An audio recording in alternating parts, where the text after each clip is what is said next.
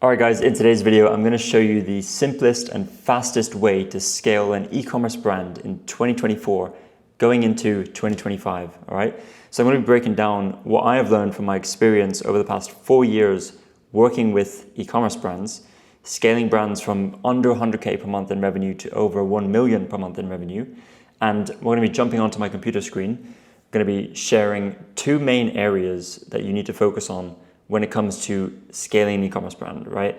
A lot of people get these wrong. A lot of people don't focus on both areas, they only focus on one. And even if they focus on one, they don't do it right, okay? So I'm gonna be sharing everything with you today. And yeah, with that being said, let's dive into the video. So before we dive in, quick background social proof on me and Hayes. Been around since 2016 and really focused on e-commerce since 2020. And you can see here from our website, we have a bunch of testimonials from brands that we've worked with, and we have some, case studies here of how we've grown brands, etc. The services we do, testimonials like video testimonials from clients. So, yeah, basically just background. I know what I'm talking about. We've done this before. We do this every single day. And if you are looking for a small team of experts who can help you scale, especially at this time of year ahead of Black Friday, Cyber Monday, click the link below. It's going to take you to this website where you can book a time to chat with me. And yeah, we'll just talk about your business. Worst case scenario, you will leave with a plan of action that you can implement yourself. Okay, so getting into the video, let's start by talking about traction. Okay, who is this video for? This video is for e-commerce brands doing at least 50K per month in revenue. It's for e-commerce brands who have branded products and are not drop shipping. And it's for e-commerce brands who want to continue scaling their revenue, but in a way that is profitable, right? You don't want to be sacrificing, profitability just for scale, right? And the following has allowed us to scale brands from under 100K per month to over 1 million per month in revenue. This works, right? And as I explain this, it's logically going to make a lot of sense for you, right? It's the way I think is very, I like to think in terms of structures and think in terms of different areas, different levers that we can pull in our favor to optimize the funnel, right? So the first thing is you want to focus on two main methods of customer acquisition. And what has worked for us is we focus on two main ad platforms. We focus on Meta ads and Google ads. We spend the majority of our budget on Meta ads, usually 60 to 70%. And then the rest of that budget we spend on Google ads. And really there's a high chance you can make these platforms work for your brand. You just need focus. I see a lot of brands that they're trying to do tons of things at once, right? They're trying to acquire customers tons of different ways. Just focus on a few different platforms, a few different channels, and focus on getting them to work, right? Because chances are your customer is on those platforms. You just need to do a better job at reaching them and converting them. So how do you actually get Meta ads to work? So you'll want to focus on optimizing 3 different areas. Why? Because you're pulling multiple levers in your favor. With ad costs rising, with competition rising, you need to be pulling multiple levers in your favor. No longer you can just, gone are the days where you could just do the media buying and throw up some ad creatives and things start working. You need to have a very scientific approach to ad creative. You need to have your conversion rate in your back end fully optimized. And that's what we're going to talk about right now. So ad creative, before you create any ads, you want to go through a deep research phase. Trust me, this is so important. Without this, you're going to be wasting a lot of time, right? You might feel like you're moving faster, but trust me, you're going to end up back here, right? So that deep research phase will allow you to uncover and understand your audience, their pain points, the words they use to describe their situation, what they've tried before that's failed, and more. And based off of this research, you want to extract what we call angles, which are the big themes for ad creative messaging, right? So these angles that I'm talking about are usually based around a specific pain point, maybe a specific unique mechanism that your product has that others don't, or it could be around a failed solution that customers have tried in the past. What you want to do next is you want to use these main angles to create a mix of ad creative formats, right? You want to create some UGC videos, you want to create some static images, and you want to create some motion graphics. And that variation is going to allow you to find the best performing angles. Once you do find those best performing angles, you want to go deeper into those, right? And the creative game is a volume game. You want to establish a core base of content creators that film great content for you.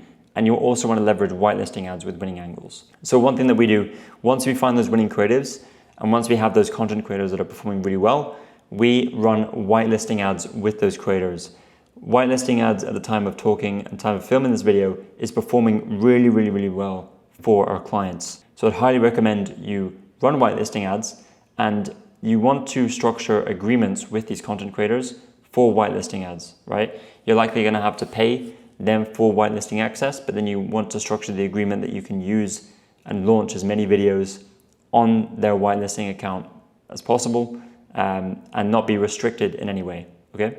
So it's just important to have that set up before you start the whitelisting engagement. So the second area of making Meta ads work is media buying. When testing ads on Meta, we use CBO, campaign budget optimization. We split different ad concepts into ad sets, right? And then we use broad targeting on the ad set. We only narrow down by location, and we have maximum 5 ads per ad set. We then let Meta decide which ad sets should get the spend, and we turn off any ad sets that are not on target CPA or ROAS. And when it comes to scaling on Meta, once you find your winning ad creators and things that are performing well, you can either use the same campaign that you're using for testing and put more spend on the campaign level. What should happen is that Meta should direct that increased spend to best performing ad sets. Alternatively, you can launch a separate CBO campaign or an ASC campaign with the winning ads and use that as a separate scaling campaign, right? So you can do either. Both work for us, and yeah, it's something you can test with to see what works best for your account specifically. And finally, conversion rate. No matter how good your ad creatives and media buying is, if your conversion rate and AOV are not good, you will be limited in your performance and how much you can scale, okay?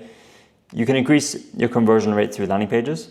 And this is probably the one that's most overlooked by e-commerce brands, because they want to focus on creative, they want to focus on media buying, and it's work, right? You have to put work in and focus on that to make it work. But if you don't focus on your conversion rate as well and your AOV, that can be the reason why your ads just aren't performing, okay? And I'm sure you've heard before, if you increase your conversion rate, you lower your customer acquisition costs. And it's true, right? And what we found firsthand is not only that, but also when we increase our conversion rate and AOV, that balance of those metrics, it allows us to scale further with our on-target performance. It almost raises a ceiling as to how much we can spend while remaining on target. So ways that you can increase conversion rate are through landing pages, mainly listicle landing pages such as 5 Reasons Why. It's very easy to build and execute. And you can also optimize the customer experience and format of information on the website itself. You want to do some A/B testing, right? And you want to use Microsoft Clarity for heat map and session recordings, and use that data to inform the A/B test you want to do on your website, okay? So whenever we're A/B testing for our clients in terms of improving conversion rate and in terms of improving AOV, we are always coming up with a hypothesis for each test based off of data, right? So a lot of times it's heat map and session recording data, but this data could also be from your customers, right? Customer surveys, customer reviews, and it could also be from your ads, right? Which ads are performing the best, which copy is performing the best, which angles are performing the best. You can translate that into the experience on the website as well. Now, when it comes to actually launching these A/B tests, you're going to want to use some A/B testing software, right? For us, what we do is we use IntelliGems. It's a Shopify app. It's pretty cost effective, and it allows you to run these A/B tests side by side, get very clear data. The cool thing as well is it allows you to run theme versus theme testing for bigger changes. Maybe you're changing a full collections page or the navigation of the website, right, where you need a different theme. Then you can test theme versus theme. So when it comes to AOV, you can increase that by introducing new bundle offers, by price testing, really just increasing the price, but testing it to make sure that when you do so, it doesn't lower the conversion rate that much. And also by introducing upsells throughout the cart and checkout process. So when looking at your conversion rate and AOV, it's always good to have some sort of target, some sort of North Star to aim towards. And what we do is we use the following calculation. AOV multiplied by conversion rate equals $250 minimum, right? We want it to be $250 or higher. And in this calculation, conversion rate is the number just without the percentage, right? So if you have a 3% conversion rate, you would use the number 3 in this calculation.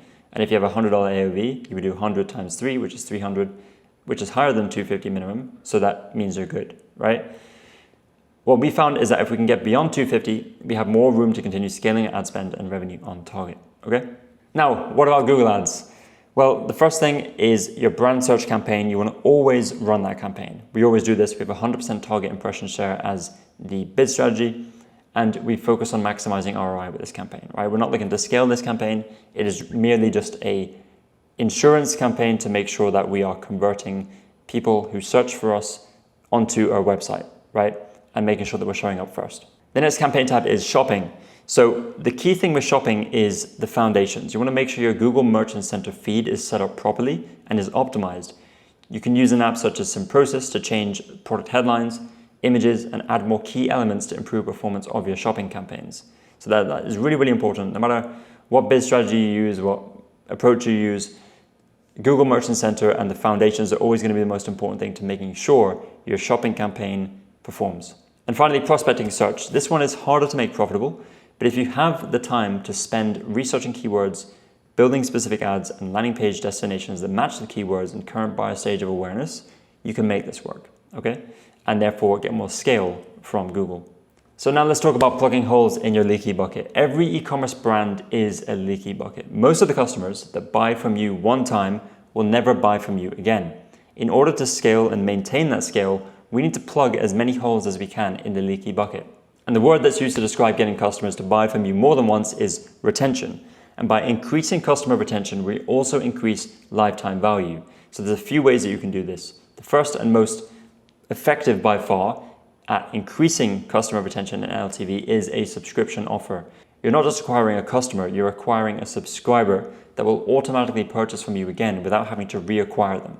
And the cool thing is the revenue from subscription customers compounds over time, leading to further increases in revenue as you continue to acquire new customers. And I've seen this firsthand with the brands that I've worked with over the years. If they have a subscription model in their offer, then the revenue compounds very, very quickly. And that's because the customers that we acquire last month are going to repurchase from us this month, or maybe it's a 3-month cycle, maybe it's a longer cycle, but that is going to compound, right? You're going to acquire subscribers, and then all of a sudden, 3 months from now, your revenue before you even acquire any new customers is already, X amount, right? And you get to a certain stage where the subscription business alone is very, very valuable. And that helps you increase your enterprise value if you're ever looking to sell your brand at some point in the future. And when it comes to your subscription offer, you want to be creative. Think about how you can make an attractive subscription offer. You want to play with the products that are included. You want to play with the perks that you're offering, right? Faster shipping, best price. And you also want to play with things like renews every 3 months instead of 1 month, etc., right? You're going to want to test different things here. And if you have a product where you're thinking, well, there's no way I can make this into a subscription offer, try and be as creative as possible, right? Try and figure out some ways that you can add some repeat purchase into the product and offer itself. There are some products where this just is not possible, and that's just the case, right? But you can try and be creative as possible to introduce some sort of subscription offer into your business. The second way for increasing customer retention and lifetime value is launching new products. So once you have an email list and a base of customers, you can launch new products to them and immediately increase revenue and customer LTV. You want to focus on launching complementary products that your existing customers would purchase. So the key thing here with launching new products is you don't want to launch random products that have nothing to do with your core business theme and who you're targeting as a customer. Let's just say that your business is targeting mothers, right? Let's just say that your hero product is a high chair for babies, but then you introduce a phone charger. It just doesn't make sense, right? It's not going to come across very authentic and genuine, and it's probably not going to work, right? So in this case, you're going to want to go deeper into that market. If you already have high chairs that are working well for you, think about how you can introduce some complementary products such as bibs, cutlery, plates, etc. The third way to increase LTV and customer retention is email and SMS marketing. So you want to get your email and SMS revenue to account for at least 40% of your overall revenue as reported in platform such as in Klaviyo, right? And to do this, the first thing is you need to establish strong deliverability, right? Now, the reason why this is so important is because if you have poor deliverability, you're going to have emails that are going to spam, right? So it doesn't matter how many emails you send or how good your emails are if they don't reach the inbox, okay? So that's the first thing.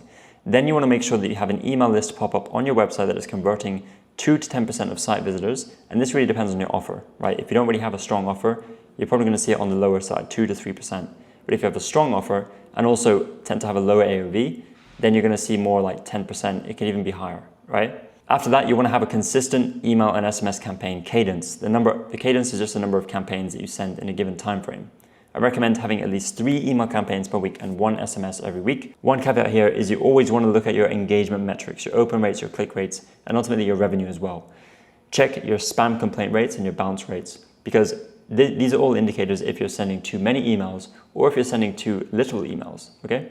So the 3 per week is like a sweet spot for us. For some clients, we send 4 per week, but that's because our engagement metrics, the metrics that we're looking at, are telling us that if we send 3 campaigns, we could be actually sending 1 more, right? And finally, you want to have all your core flows in place, all your abandonment flows and your post-purchase flows, and you want to make sure they're optimized and converting customers. The fourth and final part of increasing LTV and customer retention is your customer experience, okay?